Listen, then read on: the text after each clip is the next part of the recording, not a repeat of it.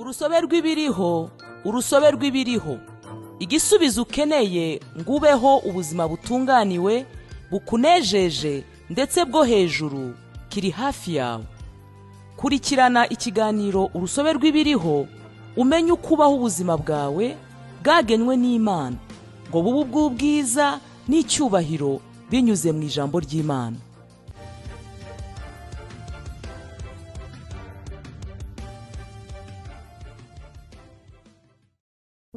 Haleluya, Imana yacu ishimwe cyane. Ikaze nanone mu kiganiro cyacu dukunda cy'urusobe rw'ibiriho. Urusobe rw'ibiriho ni ijambo ry'Imana ryandikwa n'umushumba Chris, rikaba risohoka buri kwezi ariko rikubiyemo inyigisho ya buri munsi. Uyu munsi umushumba aratwigisha atubwira ngo hari icyo wakiriye ubwo wizeraga. Umurongo wacu ufungura uri muri Yohana ibice 3 umurongo wa 16 aravuga ngo kuko Imana yakunze abari mu isi cyane byatumye itanga umwana wayo w'ikinege kugira ngo umwizera wese atarimbuka ahubwo ahabwe ubugingo buhoraho. Ikintu cyiza kurusha ibindi mu butumwa bwiza ntabwo ari uko Yesu yikoreye ibyaha byacu ndetse akitangaho igitambo ku bwacu gusa, ahubwo nuko hari icyo yaduhaye, ubuzima buhoraho. Umwe mu mirongo ya Bibiliya izwi cyane ni Yohana ibice 3 umurongo wa 16, kandi uravuga uti kuko Imana yakunze abari mu isi cyane byatumye itanga umwana wayo w'ikinege kugira ngo umwizera wese atarimbuka ahubwo ahabwe ubuzima buhoraho. Ibi bivuga ko uwizeye Yesu Kristo wese ahabwa ubuzima buhoraho. Ni ingwate ntibishidikanywaho. Ukimara kwakira Yesu urabuhabwa. Ntibisaba kubutegereza cyangwa kubwiringira nk'aho ari ikintu kizaza. Ubuhabwa ku kanya. Haleluya. Muri Yohana 6:47 hagira hati ni ukuri ndababwira yuko uwizera wese afite ubuzima buhoraho. Ntabwo ari isezerano ry'ikintu kizaba mu gihe kizaza. Havuga ko iyo wizeye uba ubufite. Kenshi baza abantu nti wizera Yesu, kandi bamwe bakansubiza bati yego. Hanyuma nkabaza nti ese hari icyo wahawe cyangwa wakiriye ubwo wizeraga? Nasanze benshi batabizi. Ntabwo bigeze bigishwa ko hari ikintu kidasanzwe cyabaye biturutse ku kwizera Yesu. Umwami yabivuze neza ati unyizera afite ubuzima buhoraho. Muri Yohana wa mbere 5:11 umurongo wa 12 haravuga hati kandi uko guhamya nuko Imana yaduhaye ubugingo buhoraho, kandi ubwo bugingo buhoraho bubonerwa mu mwana wayo. Ufite uwo mwana niwe ufite ubwo bugingo, naho udafite umwana w'Imana nta bugingo afite.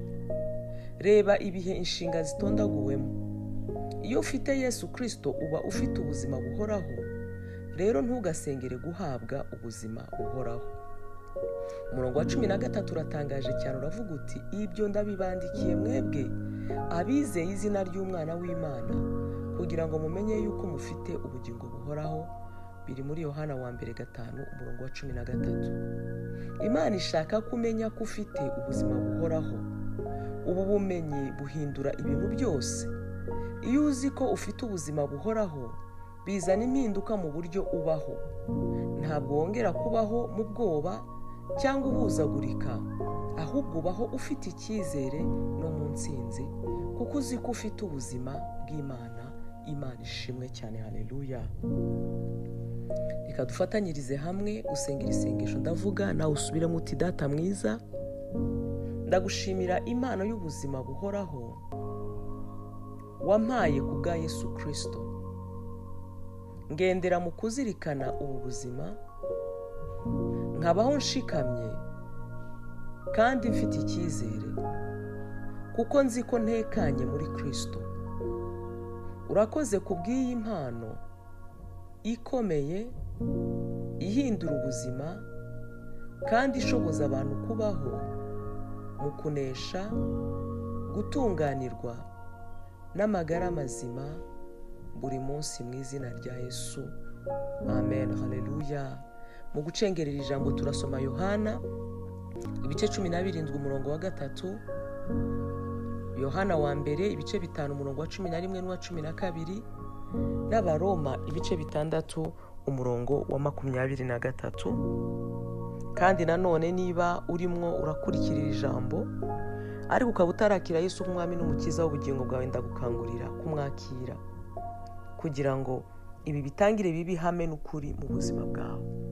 Ubu bugingo buhoraho butangire bukore mu buzima bwawe, buzana impinduka ndetse busimbura ubuzima bwa kera. Muri umugisha ubwo mubikora nawe utaha. Oh haleluya, ndizera ntashidikanya ko wahawe umugisha n'iyi nyigisho, ndetse ukaba unumva wifuza cyane kwegera Imana no kubaho mu migisha yayo. Ariko mwene data, ibyo ntibyashoboka utabanje kwegurira Imana ubuzima bwawe ngo ikuyobore. Haleluya. Niba wumva ari wowe Imana iri kuvugisha binyuze mu ijwi ryanjye, sengana nanjye isengesho usubiramo aya magambo uti: Mwami Imana, ndaje mu izina rya Yesu Kristo. Ijambo ryawe riravuga riti, umuntu wese uzambaza izina ry'Uwiteka azakizwa. Mu Byakozwe n'Intumwa ibice 2 umurongo wa 21. Ndasaba Yesu ngo aze mu mutima wanjye, abe umwami w'ubuzima bwanjye. Nakiriye ubugingo buhoraho mu mwuka wanjye, kandi nk'uko Abaroma ibice 10 umurongo wa 9 havuga ngo niwatuza akanwa kawe yuko Yesu ari umwami, ukizera mu mutima wawe yuko Imana yamuzuye, uzakizwa. Natuye ko nkijijwe, natuye ko mvutse ubwa kabiri, ndi umwana w'Imana. Ubu mfite Kristo utuye muri jye, kandi uri muri jye aruta uri mu b'isi. Ubu ndagendera mu gusobanukirwa ubuzima bwanjye bushya muri Kristo Yesu. Haleluya, amen, amen, amen. Nezerwa cyane mwene data, ububaye umwana w'Imana, kugira ngo wakire ibisobanuro birenzeho ku buryo wakura nk'umukristo, cyangwa niba wifuza gusengerwa by'umwihariko, mwahamagara kuri 07 9 4 000 91.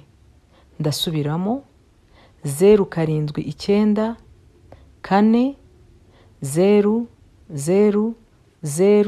000 91. Imana ibaho umugisha naho ubutaha.